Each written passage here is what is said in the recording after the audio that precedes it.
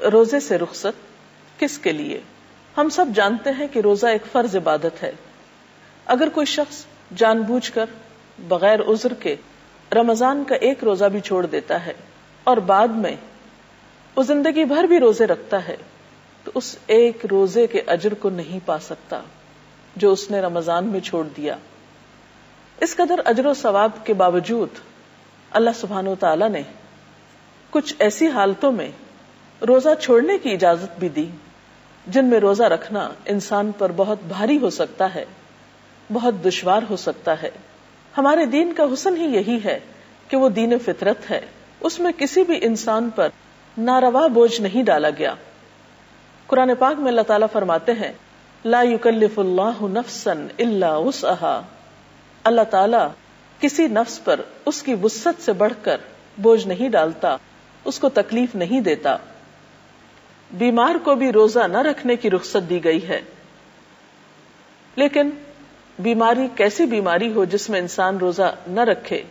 یقیناً وہ بیماری جس میں روزہ رکھنے پر بیماری میں اضافے کا اندیشہ ہو یا جان جانے کا خطرہ ہو.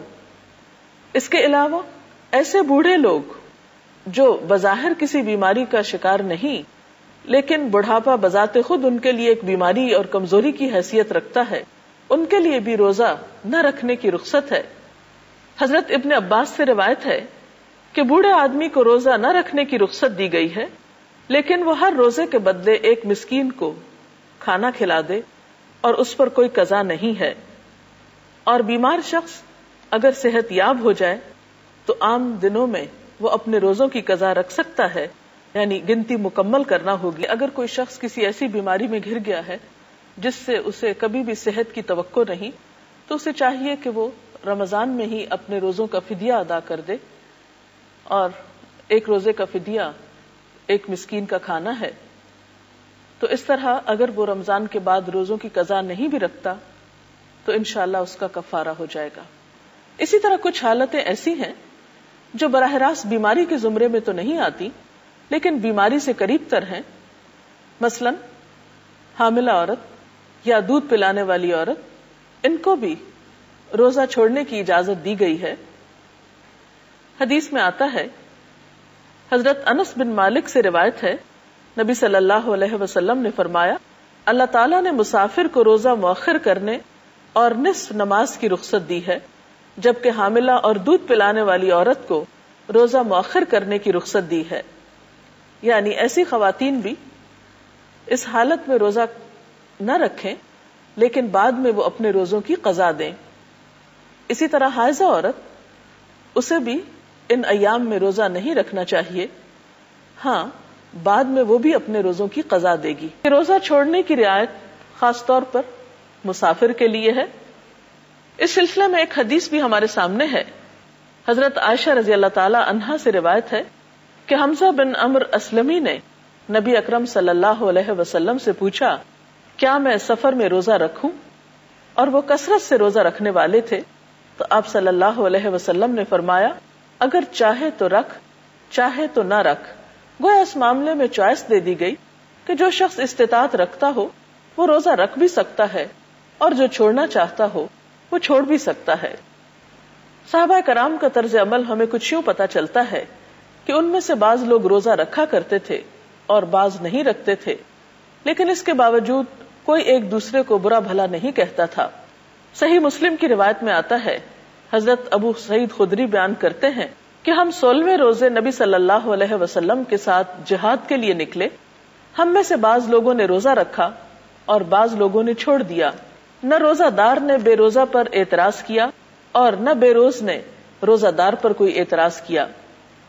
یعنی دونوں ہی اپنے آپ کو درست سمجھتے تھے اور کوئی کسی پر عیب نہیں لگاتا تھا، چونکہ دونوں حالتیں درست حالتیں تھیں. اسی طرح ایک اور روایت میں آتا ہے، حضرت عبداللہ بن عباس روایت کرتے ہیں کہ نبی صلی اللہ علیہ وسلم نے رمضان کے مہینے میں مکہ کا سفر اختیار کیا. جب مقام قدید پر پہنچے تو آپ صلی اللہ علیہ وسلم نے روزہ افطار کر دیا اور لوگوں نے بھی ایسا ہی کیا. اس سے یہ بھی پتہ چلتا ہے کہ ایک مسافر اگر گھر سے روزہ رکھ لیتا ہے اور سفر میں اس کو نبھانے میں مشقت پاتا ہے تو اسے افطار کی بھی اجازت ہے۔ ایک اور روایت میں آتا ہے، حضرت جابر بن عبداللہ فرماتے ہیں کہ رسول اللہ صلی اللہ علیہ وسلم نے دوران سفر لوگوں کا ہجوم دیکھا۔ لوگ ایک آدمی پر سایہ کیے ہوئے تھے۔ رسول اللہ صلی اللہ علیہ وسلم نے پوچھا کہ کیا بات ہے؟ لوگوں نے عرض کیا، یہ شخص روزہ دار ہے۔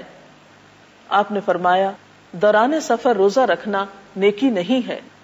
چونکہ رخصت ہے اس لیے کوئی بھی شخص مشقت میں پڑ کر اگر سفر میں روزہ رکھتا ہے تو ایسا کرنے سے کوئی نیکی میں اضافہ نہیں ہوتا۔ اس سے یہ پتہ چلتا ہے کہ دین کی دی ہوئی رخصتوں سے ہمیں فائدہ اٹھانا چاہیے۔